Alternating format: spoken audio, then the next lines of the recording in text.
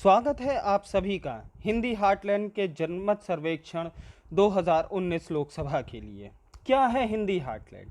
Hindi heartland 13 Hindi और सहायक भाषी राज्यों का वो समूह है जो भारत के उत्तरी हिस्से में यानी नॉर्थ इंडिया में पाए जाते हैं। न्यूज़ में आजकल ये चर्चा जो है चल रही है कि हिंदी हार्टलैंड का ध्रुवीकरण यानी पोलराइजेशन भाजपा ने किया है। क्या है ये पोलराइजेशन? हम इस वीडियो में आगे बात करेंगे, राज्यवार तरीके से बात करेंगे कि किस राज्य में पोलराइजेशन हुआ है कि नहीं हुआ है।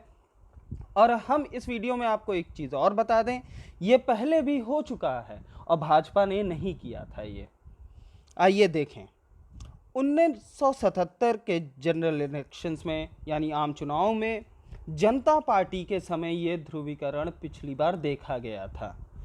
ये पूर्णतः ध्रुवीकरण इसलिए कहा जाएगा कि 345 सीटें जनता पार्टी का अलायंस जीतने में कामयाब हुआ था और वो लगभग आप देख सकते हैं जो इस मैप में हरा वाला हिस्सा है उसी में सीमित रहने के बावजूद भी 345 सीटें जीत गया। इसलिए इन हिंदी हार्टलैंड राज्यों की अहमता बढ़ जाती है।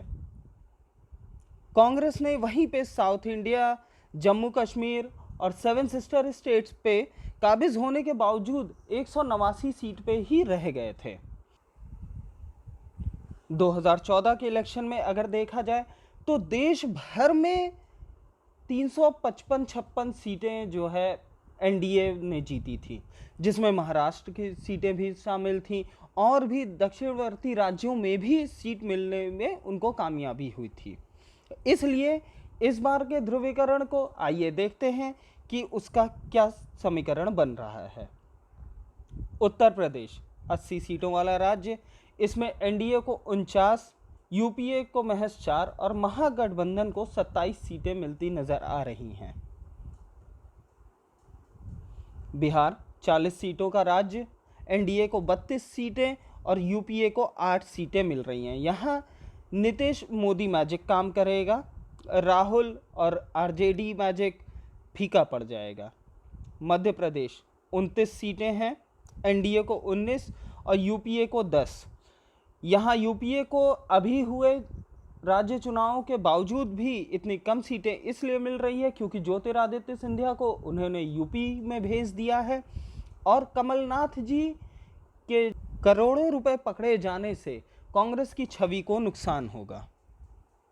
गुजरात 26 सीटें हैं, ये मोदी जी का अपना घर है, कहने को तो पूरा भारत ही अब उनका घर होता जा रहा है, परंतु ये गुजरात से ही आए हैं और वहाँ का किला बरकरार रखना चाहेंगे। और अमित शाह पहली बार लोकसभा का चुनाव जो है लड़ रहे हैं गांधीनगर की उस सीट से जिससे आडवाणी जी लड़ा करते थे। ये एक महज सीट से ज़्यादा एक बहुत बड़ा मैसेज है, इसलिए गुजरात में एनडीए 24, यूपीए 2। छत्तीसगढ़ 11 सीटें हैं, अभी यहाँ पे भी राज्य में चुनाव हुए थे लेकिन लोकसभा के चुनाव में कांटे की टक्कर होगी, एनडीए 5 और यूपीए 6 सीटें। झारखंड, यहाँ यूपीए को फ़ायदा होता दिख रहा है। ये यूपीए की जो 9 सीटें यहाँ पे दिखाई गई हैं, इसमें ये यूपीए और अदर्स की हैं। एनडीए को महज 5 सीटें मिल रही हैं। जूनियर सोरेन की जो है पार्टी इस झारखंड इलेक्शन में कमाल करेगी। पंजाब 13 सीटें हैं, एनडीए 8, यूपीए 5।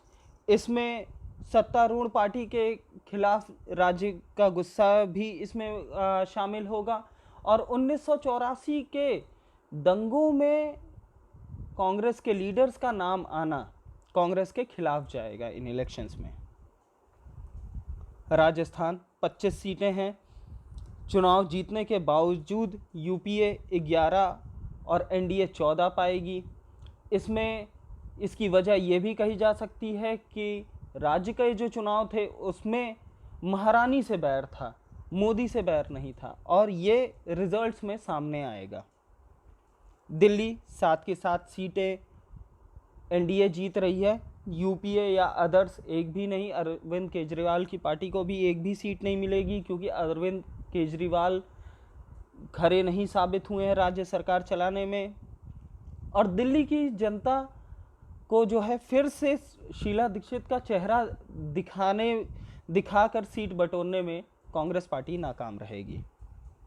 पश्चिम बंगाल 42 सीटें हैं, इसमें से एनडीए 21, टीएमसी तृणमूल कांग्रेस 14 सीटें, लेफ्ट 7 सीटें। ये सबसे बड़े फेरबदलों में से एक होगा लोकसभा 14 से लोकसभा 19 के बीच में, कि बंगाल में जिसको लेफ्टिस्ट स्टेट के रूप में कहा जाता था, कि जो सोच से लेफ्ट है, वहाँ भी राइट विंग का लगभग आधे सीटों पे कब्जा। Uttarakhand, Haryana, Himachal NDA 12, UPA 7। कुल हम देखें तो इन 13 राज्यों में 306 सीटें हैं लोकसभा की, जिसमें से एनडीए 196 यानी कि 64% सीटें पाते हुए दिख रही है। यूपीए और अन्य पार्टियां 110 यानी 36% सीटें पाते हुए दिख रहे हैं।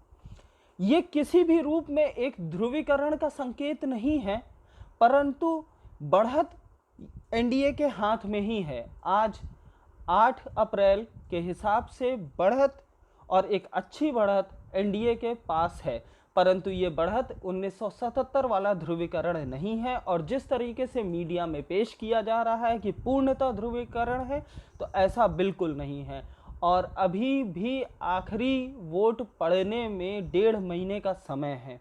1.5 महीने में बहुत कुछ बदल सकता है। यहाँ तो दिनों में ऐसे समीकरण बदल जाते हैं कि सरकारें पलट जाती हैं। अभी 1.5 महीना है, बहुत कुछ बदल सकता है। इसलिए ये ध्रुवीकरण पूर्णता नहीं है, ये पोलराइजेशन एब्सोल्यूट नहीं है।